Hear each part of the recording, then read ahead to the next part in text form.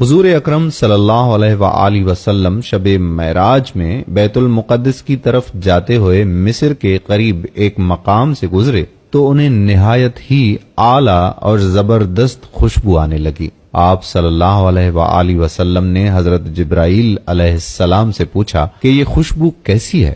جواب ملا کہ فرعون کی بیٹی کی باندی مشاطہ اور اس کی اولاد کی قبر سے آ رہی ہے۔ پھر حضرت جبرائیل علیہ السلام نے اس کا قصہ بیان کیا کہ مشاطہ فرعون کی بیٹی کی خادمہ تھی اور وہ خفیہ طور پر اسلام لا چکی تھی۔ ایک دن فرعون کی لڑکی کو کنگھی کرتے ہوئے اس کے ہاتھ سے اتفاقاً کنگھی گر پڑی۔ وہ اٹھانے لگی تو اس کی زبان سے بے ساختہ بسم اللہ نکل گیا۔ اس پر شہزادی نے کہا کہ تو نے آج عجیب کلمہ بولا، رب تو میرے باپ فرعون ہی ہے، تو پھر تم نے یہ کس کا نام لیا ہے؟ اس نے جواب دیا کہ فرعون رب نہیں بلکہ رب وہ اللہ جل جلالہ ہے جو مجھے اور تجھے اور خود فرعون کو روزی دیتا ہے۔ شہزادی نے کہا اچھا تو میرے باپ کے سوا کسی اور کو اپنا رب مانتی ہے؟ اس نے جواب دیا کہ ہاں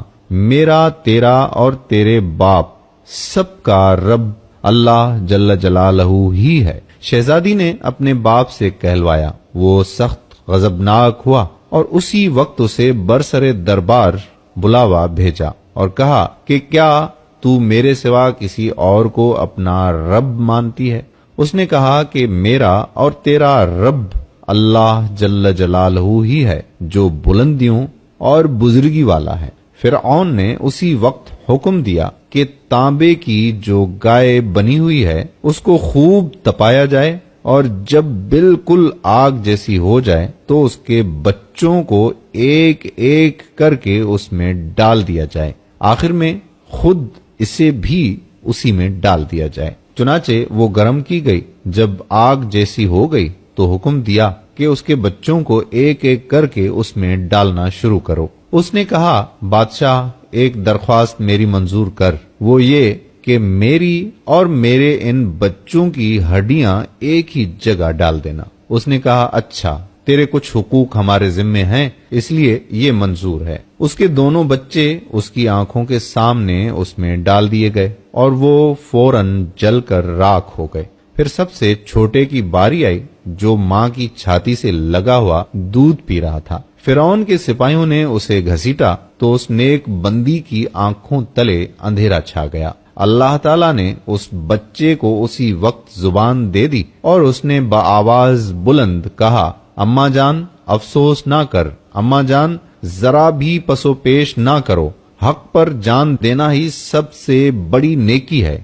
چنانچہ انہیں صبر آ گیا، اس بچے کو بھی آگ میں ڈال دیا گیا اور آخر میں ان کی ماں کو بھی اسی آگ میں جلا کر مار دیا۔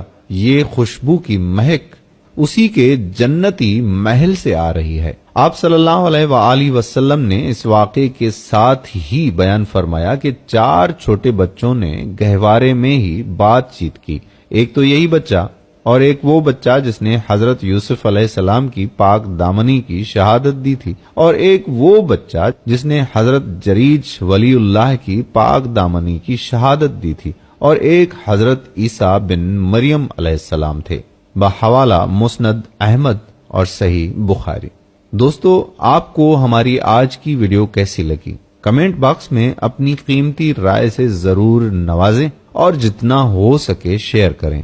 آپ کو شیئر کرتے ہو سکتا ہے کہ چند سیکنڈ لگیں، لیکن آپ کے یہ چند سیکنڈز ہم سب اور ہمارے دوستوں کی ہدایت کا ذریعہ بن سکتے ہیں۔ ضرور شیئر کریں۔ جزاک اللہ خیرہ۔ السلام علیکم ورحمۃ اللہ وبرکاتہ۔